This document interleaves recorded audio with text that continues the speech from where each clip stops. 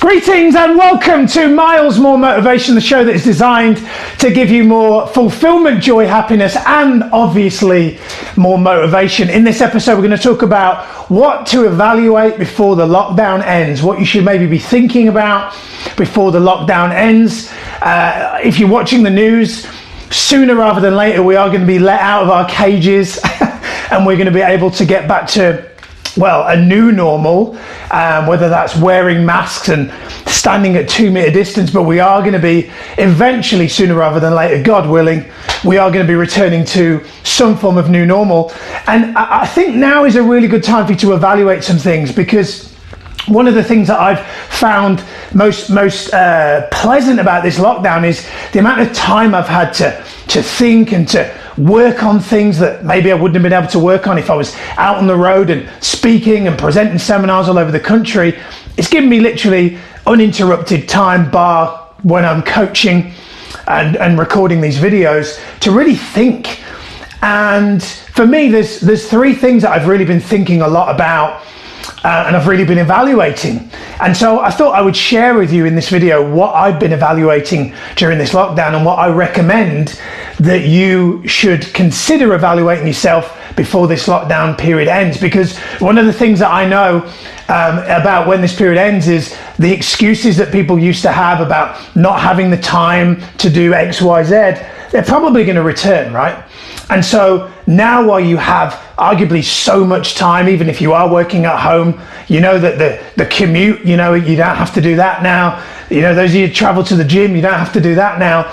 There is definitely going to be there's more time than ever before for you to kind of think about maybe things you wouldn't usually make the time to think about. So I want to share with you three things that I think you should be evaluating during this lockdown. The first is your dreams list. If you're one of those people that kind of lives in reality, then I'm all for that. However, I believe that it's so important that we dream more often.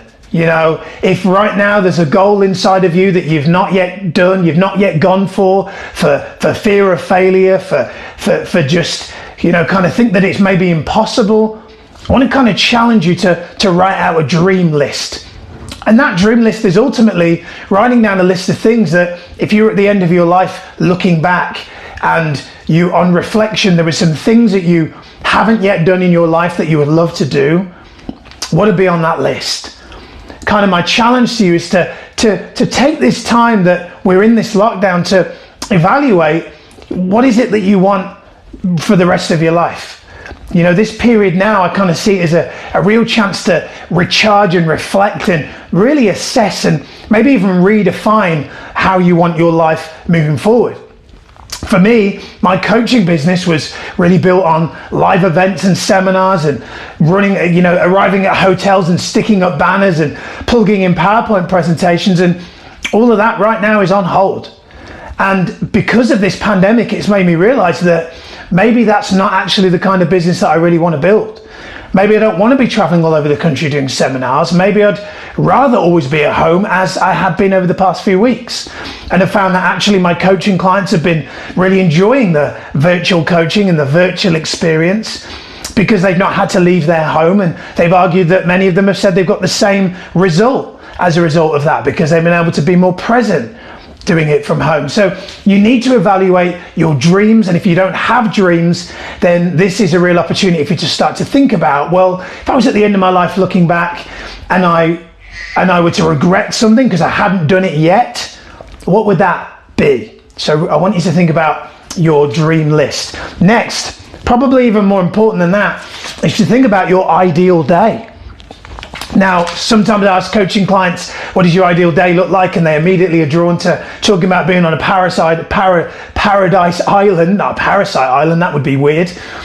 But a paradise island. And I say, well, what about your ideal day with your current resources? I said, what about your ideal day just now, as it stands? You can't get on a plane and go and travel to some remote island.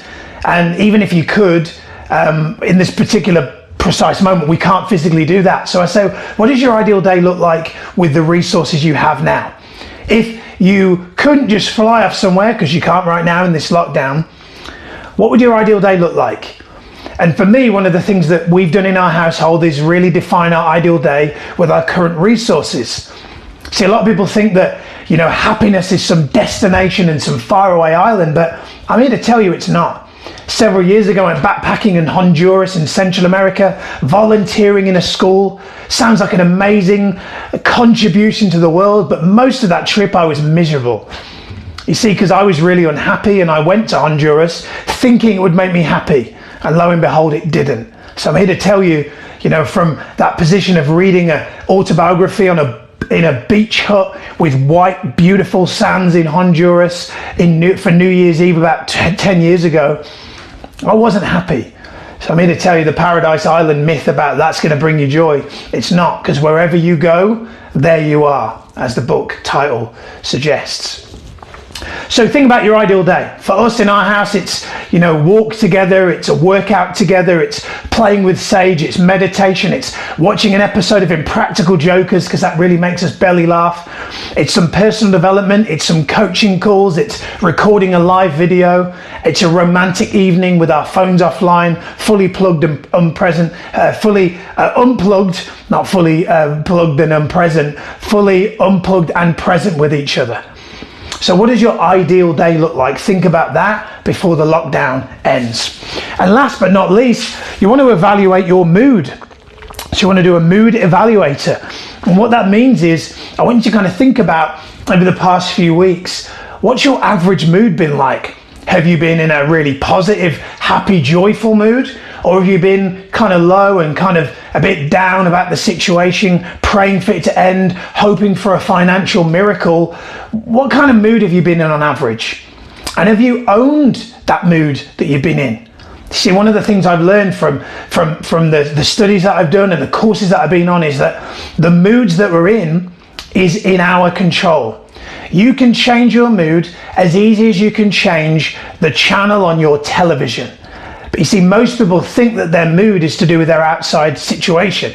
I have clients that tell me, you know what, Miles, I don't feel good at the moment because we're worried about this and we're worried about that. And I'm like, well, what are you grateful for? And they're like, don't start me off on that gratitude stuff. And I'm like, well, maybe that's the reason why you should think about that, because maybe the fact that it's triggered you, that I'm asking you to focus on what you're grateful for, maybe that means that's exactly the thing that you should be focusing on right now, rather than what's wrong.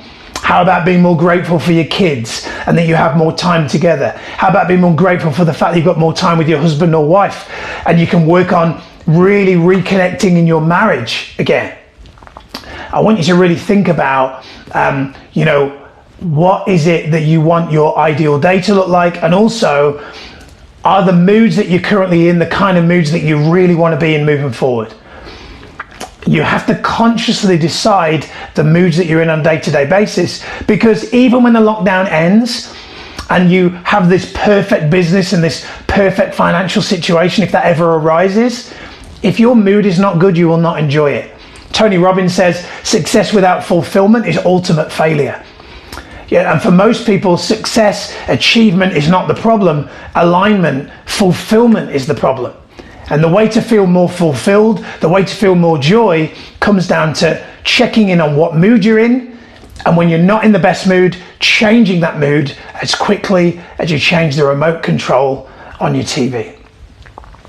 That's it. I hope you've enjoyed this video. I hope you found it useful. If you have, click like, click share, and also underneath the video there's a link to book a coaching call with me. Clients pay me £300 for coaching. I've got clients, CEOs of multinationals, people from X Factor, MMA fighters, Hollywood movie stars. So go ahead if you want to book a coaching call with me, 60 minutes, transformational coaching, no obligation to join after that, but that is available to you while we're in this lockdown. So go ahead and book your call in the link below. For now though, Miles for Motivation, over and out. See you next time. Goodbye.